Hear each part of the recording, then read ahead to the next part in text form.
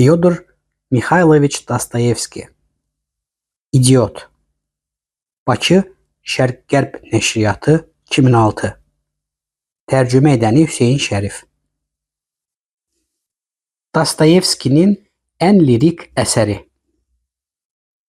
Dahi Rus yazıcısı, insan qəlbinin mahir bilicisi Fyodor Mixayloviç Dostoyevskinin 1860-70-ci illərdə yaratdığı məşhur Cinayət və Cəza 1866, İdiot 1868, Şeytanlar 1871-72, Yeniyetmə 1875 və Karamazov qardaşları 1879-80 fəlsəfi romanlarından sonra insanlıq yaşca böyüdü. İnsanlığın mədəniyyəti tarixinə daxil olmuş bu əsərlərdə yer kürəsinin bütün iniltiləri, dərddən ağlını itirmiş adamların sayıqlamaları, qorxunc sərsəmlik ərəfəsindəki təlaşlı nidalar bir yerə çulğalaşmışdı. Gecənin bağrını dəhşətli qışqırıq kimi dələn həmin əsərlər meydana çıxanda nə baş verdiyini bəşəriyyət elə bil birdən-birə anlaya bilməmişdi. Ana xəttini öz ziddiyyətlərində çırpınan insan fikri təşkil edən və mərkəzində intellektual münaqişələr dayanan bu romanlar arasında İdiot ən lirik olanıdır. Yeni İdiot romanının sujeti yavaş-yavaş və istirabla yaranır. Yaradıcısının gərgin əməyi sayəsində inamla, faciəli və monumental şəkil alırdı. Əsərin ideyası bütün epizodlar, ricətlər və əlavə parçalar üzərində hakim kəsilir. Bu nəhəng ideyanın əsas xətləri isə oxucunu heyrətə salaraq hadisə və əhvalatın şaxələri arasından kəskin gözə çarpırdı.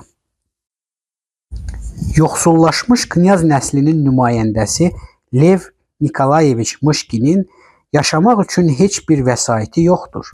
Eyni zamanda o, epilepsiya xəstəliyindən müalicə olunmalıdır. Hansı xeyirxah bir adamınsa köməkliyi ilə xaricə məşhur bir həkimin yanına müalicəyə göndərilən knyaz bir neçə ildən sonra Peterburqa qayıdır. Öz məşhur qohumu General Yepançinin evində Mışkin çox gözəl Peterburq kamelyası olan dilbər bir qadının, Nastasya Filippovnanın şəklini görür. Bu qadını General Yepançinin katibi Ganya İvolginə ərə vermək istəyirlər. Həssas və tez mütəəssir olan Mışkin bu qəşəng və cazibədar qadının çöhrəsindən mübhəm daxili istirab duyğusunu dərhal hiss edir. Bu qadının taleyi faciəlidir. Kiçik yaşlarından yetim qalmış bu gözəl qızı yoxsul bir mülkədarın qızını Totski adında işbaz və varlı birisi tərbiyə etməyə götürür. Qız sonralar onun üçün həyat nəşəsi verən məxluqa çevrilir. Lakin bu ağıllı və iradəli qadın belə bir zülmə, təhqirə etiraz edir. Onun qəlbində hüquqsuzluğa, ədalətsizliyə və insanı əsarət altına ala biləcək hər şeyə qarşı hiddət duyğusu artır. Nastasya Filippovna özünün insan səadəti və təmiz həyat haqqındakı xəyallarını təhqir etmiş cəmiyyətdən intiqam almağa hazırdır. O, dəruni səadətə yetmək naminə tamam başqa bir insan olmaq üçün boğucu riyakarlıq, ədəbsizlik və rəzalət aləmindən can qurtarmağa çalışır. Nastasya Filippovna onu əhatə edən Peterburq kübar cəmiyyəti nümayəndələrinə qətiyyən oxşamayan Knyaz Mışkinə rast gələndə ona vurulur. Knyaz Mışkin Dostoyevskinin gözəl insan haqqındakı təsəvvürlərinin təcəssümüdür. Alçaq könüllü, səmimi və həssas olan, bütün alçaldılmış və təhqir edilmişlərə şəfqət göstərən, insanlığın səadəti və asayişi xəyalı ilə yaşayan Knyaz Mışkin cəmiyyətin bütün firavan yaşayan üzvlərinə dırnaqarası divanə, idiot, sərsəm və miskin bir məxluq kimi görünür. Lakin Dostoyevski öz qəhrəmanının hakim dairənin bütün nümayəndələri üzərindəki üstünlüyünü çox gözəl göstərir. Müəllif onu mülkədarlar, otkupçu, generallar, maliyyə dairələrinin başçıları və onları əhatə edən şöhrətpərəst və şübhəli işbazlar aləminə daxil edir. Ticarət kampaniyaları və səhmdar cəmiyyətlərinin üzvü Totski, gəlirli evlərin, malikanə və fabriklərin sahibkarı Yepançin, qəlbiqara, acgöz, tamahkar, paxıl və hədsiz xudbin İvolgin bu cür adamlardır. Asan qazanc, riyakarlıq, pula pərəstiş və insana nifrətin hökm sürdüyü və bütün namuslu, təmiz insanların məhvə məhkum olduqları bu mühit belədir. Gözəl Nastasya Filipovnanın və Nəcib xəyalpərəst Knyaz Mışkinin faciəli taleyini də həmin amansız və qəddar mühitin yırtıcı adətləri irəlicədən müəyyən etmişdir. Knyaz Mışkin Nastasya Filipovnanı tanıyandan sonra ona hörmət bəsləməyə başlayır. Onu sevir, ona acıyır. Qadının istirablı gözəlliyinə məftul olan Knyaz ona deyir: "Siz əzab çəkibsiniz. Özünüz də o cür cəhənnəmdən təmiz çıxıbsınız." Knyaz dəbdəbəli və dəhşətli paytaxtın alatoranından qurtarmaq üçün ona təklif edir ki, həyat yoldaşı olsun. Ancaq Nastasya Filipovna da parlaq, işıqlı ruh, mələk adlandırdığı Mışkini yüksək qiymətləndirdiyinə görə onun bu evlənmək təklifini qəbul edə bilmir. Nastasya Filipovna öz mənəvi çıxılmazlığından qurtuluş yolu axtarır. Çırpınmaqda davam edir. Ona görə də Ragojin peyda olanda qadının onunla mübarizə etməyə taqəti çatmır. Ragojin Knyaz Mışkinin adaxlısını öz evinə apararaq hiddət və qısqanclığının çılğın məqamında onu öldürür. Dəhşətli tamahkarlar və əxlaqsızlar aləmi onun qəddar dairəsinə düşmüş iki gözəl insanı məhv edir. Romanın əsas səhnələri qüvvətli və dramatikdir. O zamanki cəmiyyətdə pulun rolunu diqqətə layiq tərzdə açıb göstərən epizod bu qəbildəndir. Nastasya Filipovna 100.000 manatı alovlanan sobaya ataraq İvolginə təklif edir ki, bacarırsa odun içindən o pulları çıxarıb özünə götürsün. Qısqanc Ragojinin Knyaz Mışkinə qarşı təşkil etdiyi qəsd belədir. Mışkin inana bilmir ki, öz dostu və qardaşlığı onun ölümünü istəmiş olsun.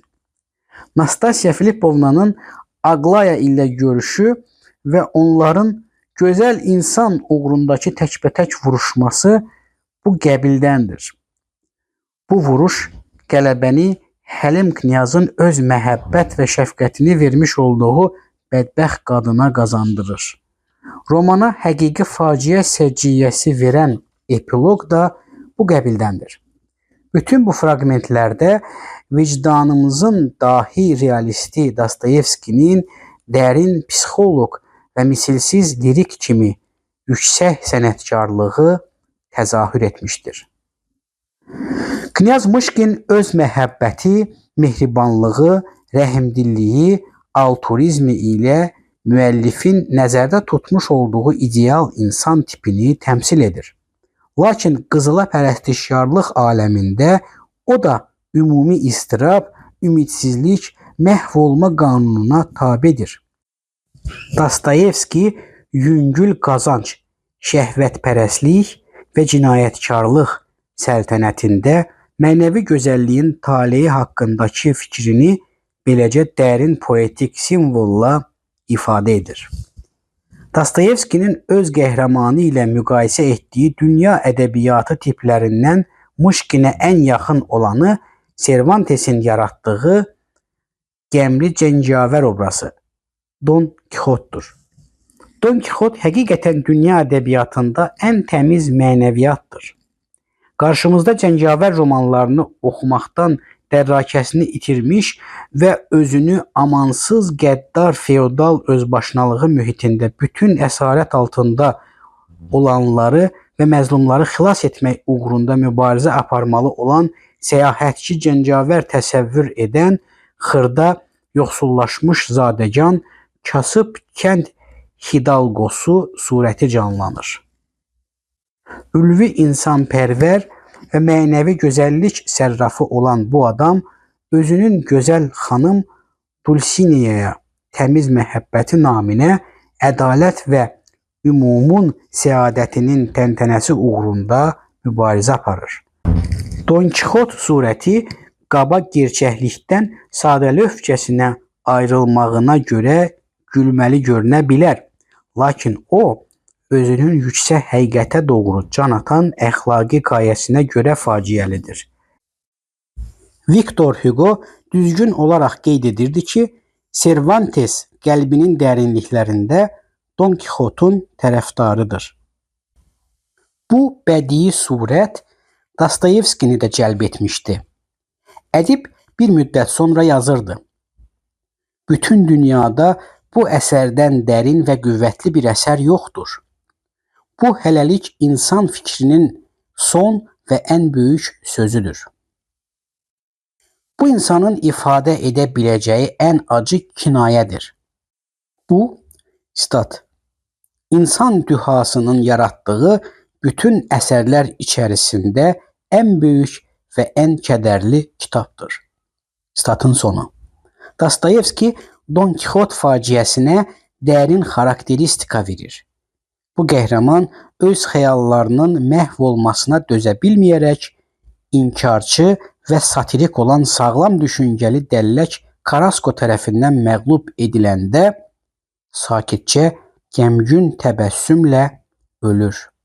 Ölərkən də müqəddəs qəlbində qoruyub saxladığı böyük məhəbbətin qüvvəti ilə bütün dünyanı sevə-sevə göz yaşı axıdan Sanchoya təskinlik verə-verə ölür.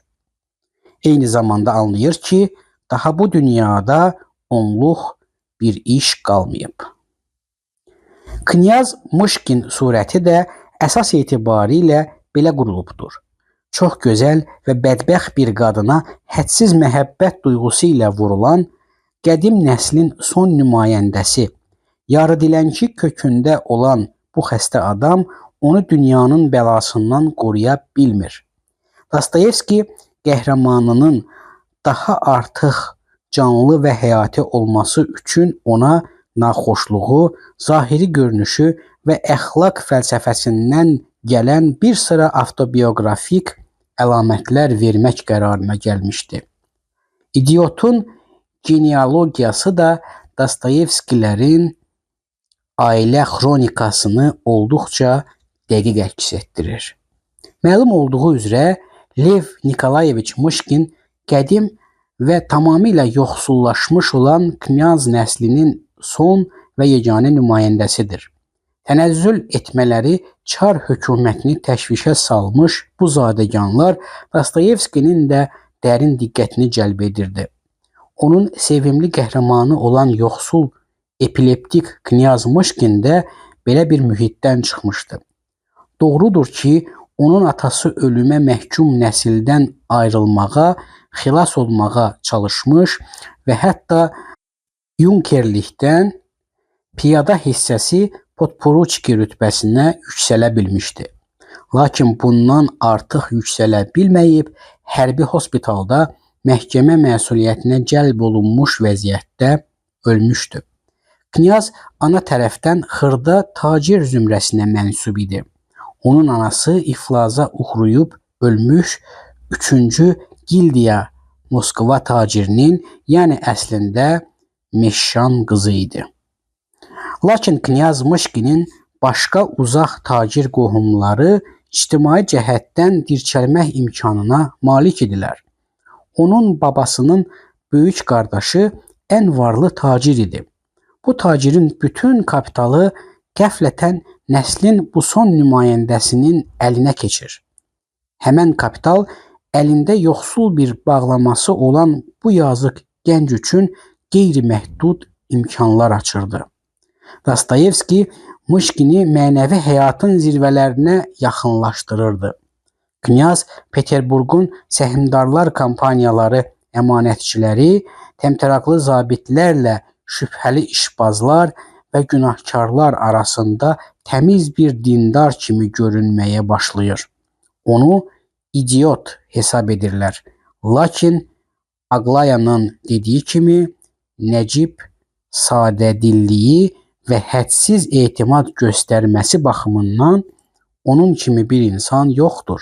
Qarşımızda fikrin faciəsi dayanır. Dostoyevski xüsusilə romanın birinci hissəsində toqquşan insan ehtirasları və azgözlüklərindən yüksəkdə dayanan bu divanənin müstəsna füsunkarlığını və cazibədar məlahətli təəssüratını çox gözəl yarada bilmişdir. Onun daxili aləmində dərrakənin ən iti və parlaq dəlillərindən yüksək qəlb hikmətini açıb göstərən aydınlıq və səmimiyyət vardır. Dostoyevski idiotunu zərif bir məhəbbətlə sevir. Lakin əsərdə qarşıya qoyduğu vəzifəni yerinə yetirilməmiş hesab edirdi. Lakin Knyaz Mışkinin surətində təcəssüm etdirilməmiş qalan realizminin yüksək mənasını böyük söz ustası bütün qüvvəsi ilə öz günahkar qadınının çox sevərək təmiz və saf mənəvi gözəlliyə can atan coşqun duyğuları uğrunda həyatını qurban vermiş bir qadının təşviş və mübarizələrində açıb göstərmişdir. Dostoyevskinin bütün yaradıcılıq yolunda olduğu kimi ədibin İdiot romanının da ən yüksək nailiyyətlərindən biri Nastasiya Filipovnanın surətidir. Dünya ədəbiyyatının ən maraqlı obrazlarından olan Nastasiya Filipovna son dərəcə mürəkkəb hissiyatlı və ondan daha çox mürəkkəb fikirli qadındır. Onun ən paradoksal davranışları fikrin dönüşlərini ifadə edir. Ümumiyyətlə, Nastasiya Filipovnanın portreti Dostoyevskinin ən yaxşı təsvirlərindən olub. Bütün süjet xətlərinin birləşdiyi və bütün əhvalatların ayrıldığı mərkəzdir. Bu mürəkkəb və dərin qadın surətinin iki cür şərhi vardır. Həmin şərhlərdən birinə görə Dostoyevskinin qadın qəhrəmanı eyş-işrət düşkünü, yüngül əxlaqlı, şəhvani ehtirasa mübtəla bir qadındır. Onun məhv olmasına səbəb də elə bu keyfiyyətləridir. Özünü küçə qadını, Ragojinin aşnası, abırsız adlandırması da əbəs deyildir. Onun çöhrəsində misilsiz bir qürur ifadəsi vardır. O, amansız, kinli, qəddar qadındır. Romanın qəhrəmanlarından biri onun gözəlliyini dırnaqarası fantastik və iblisanə adlandırır. Başqa bir yozuma görə Nastasiya Filipovna mənəvi həssaslıq və təmizlik, ideal və məhəbbətə aludəlik təcəssümüdür. O, musiqini xoşlayır, bir çox poema oxumuşdur. Bu qadın öz zövqlərində qətiyyən səhv eləmir, fitri mədəniyyət sahibidir. Nastasiya Filipovna bir vaxt gəlib onu başa düşəcək adamın xəyalı ilə yaşayır. Bu, etiraz və mübarizəyə qabiliyyəti olan cəsarətli və mərd təbiətli qadındır. Dostoyevski öz qadın qəhrəmanına dırnaq arasında bəraət qazandırır. Ədib onu kübar Peterburqun pozğun cəmiyyəti fonunda təsvir edərək qadının ilk rast gəldiyi mənəvi və daxili aləmi büllur kimi saf bir insana qarşı yüksək duyğusunun yaranmasını çox gözəl vermişdir. Yeni həyata qədəm qoyan Nastasiya Filipovna Totskilərə, Yapançinlərə, İvolginlərə qarşı qiyam edir. qadının gənc bir qızı sevgi və səadət kimi ülvi hüquqdan məhrum etmiş olan şəhvət düşkünlərinin gözünün içinə dediyi etiraz sözləri həqiqət və ədalət sədalarıdır. Qəlbən sevdiyi və eynilə qəlbən də sevildiyini bilə-bilə Nastasya Filipovnanın özünü Knyaz Mışkinə yaraşdırmaması fikri əsərin faciəli dönüş finalıdır. Aglaya Yepançina surəti Nastasya Filipovna ilə təzad təşkil edir. O, öz mühitinə qarşı tənqidi münasibət bəsləyə bilən qüvvətli və ağıllı qızdır. Aglaya öz yuvasından azadlığa can atır. Onu inqilabi ədəbiyyat cəlb edir. O, bütün qadağan olunmuş kitabları oxumuşdur. Romanın sonunda Aglaya öz aristokrat mühiti ilə əlaqəsini kəsir. Taleyini Polşalı inqilabçı ilə bağlayır ki, onun əsarət altında olan vətənini azad etmək uğrunda mübarizə aparsın. Nastasya Filipovnanın bu general qızına qarşı səmimi diqqəti də buradan irəli gəlir. Rəqiblərin məşhur görüşü və bu görüşdə hüquqsuz və nəsibsiz qadın qələbə çalır. Dostoyevski bu həyatı məhv olmuş qadının ən yüksək ləyaqət və heysiyyət duyğusunu da nəhayət onun təhqir edilmiş varlığını bürüyən istirab təlatümünü də sənətkarlıqla açıb göstərmişdir. Surət ülvi tragizm dərəcəsinə yüksəlir. Yazıcı öz qəhrəmanını əxlaqi cəhətdən yetkin təbiətə malik bir insan kimi təsvir edir. O, tamahsız və qərəzsiz bir qadın şöhrəti qazanmışdır. Heç kəs iddia edib lovğalana bilməz ki, hamıya məlum olan bu fahişənin rəğbətini qazana bilmişdir. Peterburqda Totski ilə əlaqəsi də ancaq zahiridir. O, artıq Totskidən həmişəlik olaraq ayrılıb, öz daxili aləminə qapanmışdır. Hərdən bir Nastasya Filipovnanın yanına onun gözəlliyinin pərəstişkarları toplaşırlar. Belə hallarda o, Periklin sevgilisi tipini andırır. Ağıllı, hər şeylə maraqlanan, valehedici Nastasya Filipovna incə, müsahib, tutarlı və sərras replikalar demək bacarığına malik bir qadındır. Nastasya Filipovna şövqə gəlib həvəslənəndə elə danışır, elə söhbət edir ki, onun yüksək dərrakə və zəkasına, parlaq duyğusuna dinləyənlər heyrət edirlər. Onun kamil dərəcədə qəşəng çöhrəsi və üzündə təzahür edən ülviyyət əlamətləri hamını valeh edir.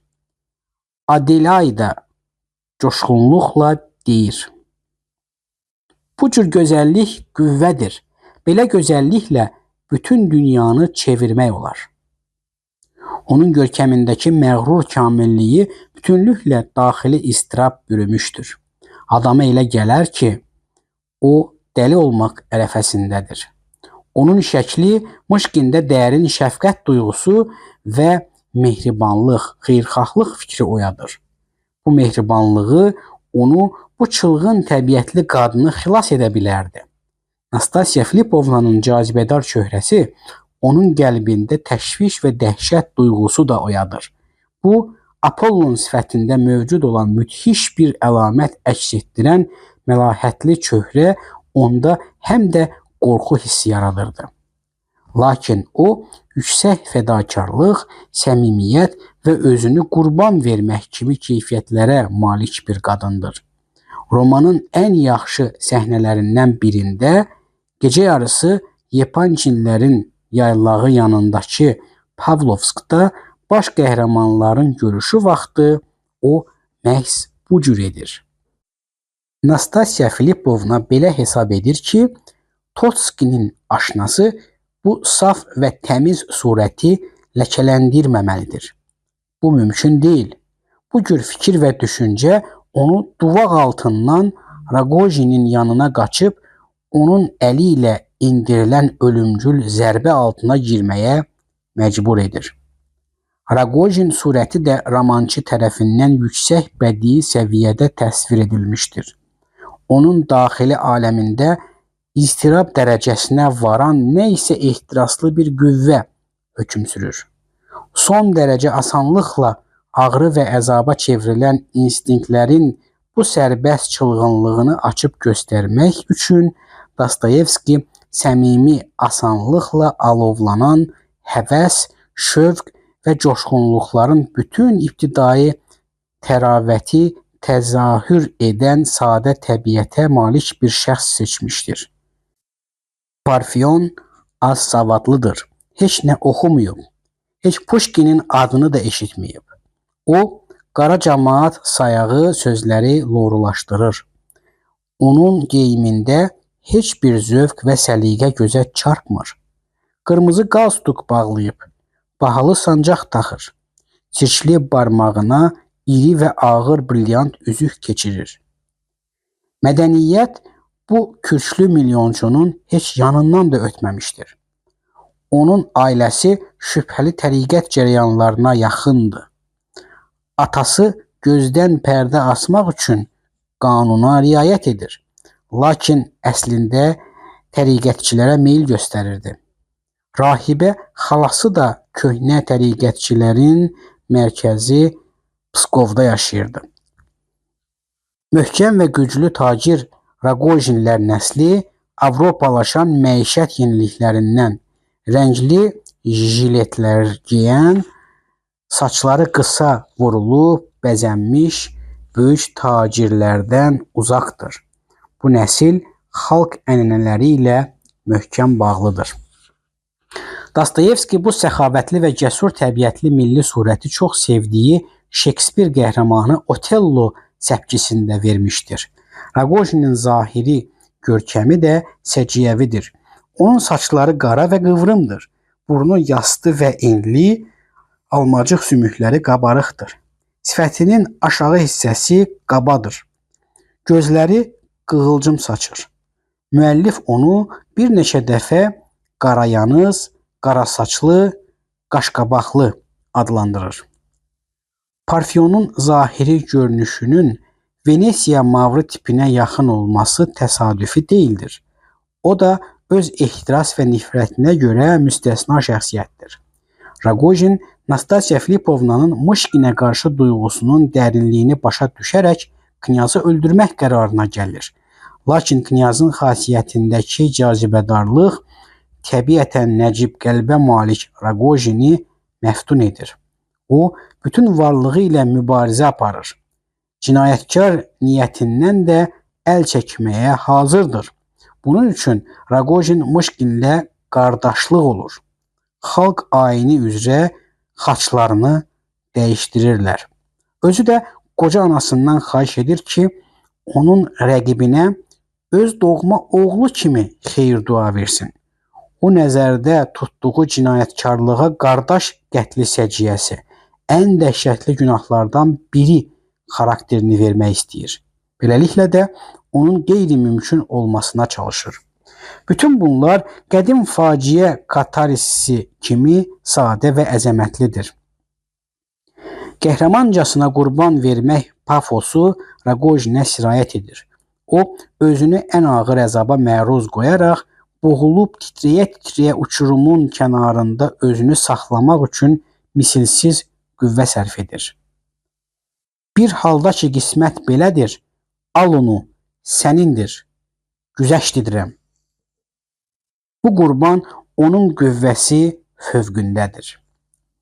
Qəsd baş verə bilər, yalnız epilepsiya xəstəliyinə mübtəla knyazın bağıra-bağıra dəhşətlə Parfiyon, inanmıram, deyə cavab verməsi Raqojinin əl saxlamasına səbəb olur. Lakin onun qısqanclığı solğun beyaz gecədə coşqun və çılğınlıqla təsahür edir. O zaman ki, Raqojin öz kraliçasını Mışkinlə nikahlarında apararaq onun təmiz məhəbbətlə dolu və günahkar ehtirasla çırpınan təşvişli qəlbini həmişəlik olaraq dayandıracaqdır. Katorqa hökmünü o dinməz, söyləməz və dalğın dinləyir. Özü də günahlardan təmizlənməyə və yeni tərzdə yaşamağa hazırdır. Romanın bu mərkəzi surətləri Dostoyevskinin ən əziz fikirlərindən birini, əzab və istirab çəkən insan şəxsiyyətinə qarşı fədakar məhəbbətin, şəfqətin əzəməti fikrini ifadə edirlər. O şəfqət və məhəbbət ki, dırnaq arasında bütün bəşər həyatının başlıca, hələ bəlkə də yeganə qanunudur. Dostoyevski özü idiotun əsasını təşkil edən yeni prinsipi belə tərif etmişdi. Burada əsas sujetlə yanaşı saysız hesabsız paralel əhvalatlar yaxud yandan gəlmə fabulalar mövcuddur. Onlar bütün roman boyunca mərkəzi ideyanı və hadisələrin əsas inkişafını ya işıqlandırır, ya da diqqəti cəlb edir. Ona görə də əsas sujetin cərəyanı ilə yanaşı romanda bitib tükənməz hadisə və əhvalatlar baş verir. Dostoyevskinin ən çox sevdiyi kitablardan birində Eybəcərlər kilsəsinə qarşı Paris Notre-Dame kilsəsi dayanmışdır. Gözəl Esmeralda isə eybəcər və müthiş Quasimodada sevgi ehtirası doğurur. Dostoyevski öz realist romanlarında bəzən də yeni dövrün ruhuna uyğun dəyişdirilmiş və həyatın dərin qatlarına doğru qəfil, cəsarətli dönüş etmiş sonrakı romantizm üsullarından istifadə edirdi. Ona görə də idiotun başlıca mövzusuna əsas motivi bir növ parodiya halına salan xüsusi epizodlar uyğunlaşdırılır.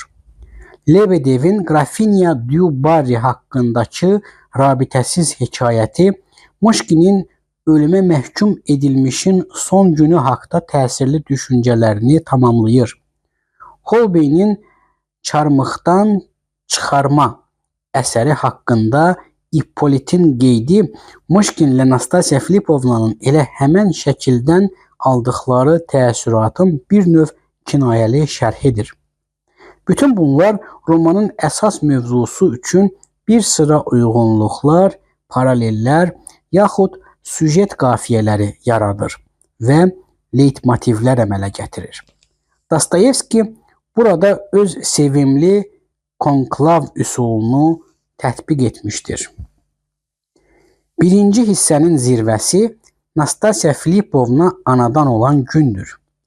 Dostoyevskinin yaradıcılığında həmişə olduğu kimi burada da mühüm bir hadisə baş verəcəyini, qəhrəman qadının Ivolgin ilə rəsmi nikahlanmasını gizlicə və təşvişlə duyurlar. Hər şey zahirən sakit və nəzakət dairəsindədir. Cəmiyyət salon oyunları ilə əylənir. Lakin daxili faciə gözlənilməz epizodlarla birdən təzahür edir. Knyaz Nastasya Filipovnaya evlənmək istəyir. Onu külli və böyük bir irsin varisi elan ediblər. Ragojin öz kraliçasına 100.000 manat pul gətirir. Nastasya Filipovna öz adaxlısı Gavrila Ardalyonoviçin qərəzsiz və namuslu olmasını sınamaq üçün pulları alovlanan buxarıya atır. Ivolgin sınağa davam gətirsə də özündən gedir. Münaqişə və səhnələri Nastasya Filipovnanın qızğın nitqi yarıb keçir. Dostoyevski idiotu bitirərkən öz məktublarında onun quruluşunun xüsusi prinsipi haqqında belə deyirdi ki, bütün romanın yazılması da, ideyası da əsərin sonluğu xatirinə nəzərdə tutulmuşdu. Dostoyevskinin yaratdığı ən güclü səhnələrdən biri Knyaz Mışkinlə Ragojinin Nastasya Filipovnanın cəsədi yanında dayanmaları bütün romanın rüşeymi olmuşdur.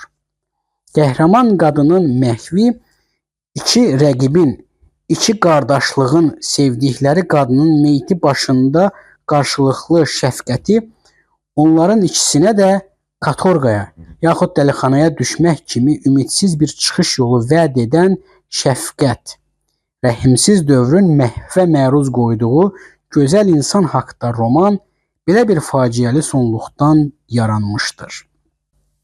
Əsərin gözəlliyin faciəsi olaraq yozulan sonluğunda Nastasya Filipovnanın ölümü sahəsində söhbət sanki artıq əbədiyyətə qovuşmuş gözəllik heykəlindən gedir. Mələfə altından görünən gözəlliyin özü əbədi və ölməz timsalıdır. Dostoyevski yazırdı ki, əgər bir kimsə uşaq yaşlarında bir kərə Miloslu Veneranın heykəlini seyr etmişsə, qəlbində ilahi gözəlliyin izi qalmış olur ki, bu da həmən insanı bəd əməllərdən saqındırır, ürəyində məhəbbət işığı yandırır. Haqqında danışılan romanın sonluğu da eləcə. İdiot Dostoyevskinin iri həcmli əsərləri arasında ən lirik olanıdır. Müəllif burada özünün daim cəhd etdiyi roman poemanı daha artıq uğurla yarada bilmişdir. Əsas surətlərinin xüsusi dolğun və qüvvətli hisslərlə fərqlənən, insan və dünya haqqında böyük ideyalara doğru yol aldığı əsəri müəllif belə görürdü. İdiotun mərkəzi surətləri doğrudan da dərin, poetikdir. Qəhrəmanların qarşılıqlı münasibətləri burada həqiqətən ürək faciələri səviyyəsinə yüksəlir. Romanın sujetinin cəsarətli və orijinal tərzdə qurulması isə müəllifə təmiz və tənha insanın bütün zümrələrə mənsub rəzillər əhatəsindəki taleyi haqqda özünün bir sıra əsas görüşlərini ifadə etmək imkanı yaratmışdır. Ey həyat, ey mühit, sən nə qədər amansızsan. Bütün əclafları qoynunda isidir, gözəl insanları isə dərbədər edir, olmazın dərdə salırsan. Bu güclü etiraza romanın demək olar hər səhifəsində rast gəlinir. Renesansın məşhur sənətkarlarından alınmış bir çox bədii təəssürat idiota gözəlliklə bağlı diqqətə layiq aforizmlərlə zəngin özünə məxsus estetika yüklü əsər səciyyəsi verir. Dostoyevskiyə görə riyakarlıq və cinayətlər dünyasını həqiqət və yüksək ahəngdarlıq səltənətinə çevirməyə qabil olan çox böyük bir qüvvə var. Gözəllik. Dostoyevskinin dünyanı gözəllik xilas edir şəklindəki məşhur kəlamı məhz bu əsərdə özünün həqiqi ifadəsini tapır.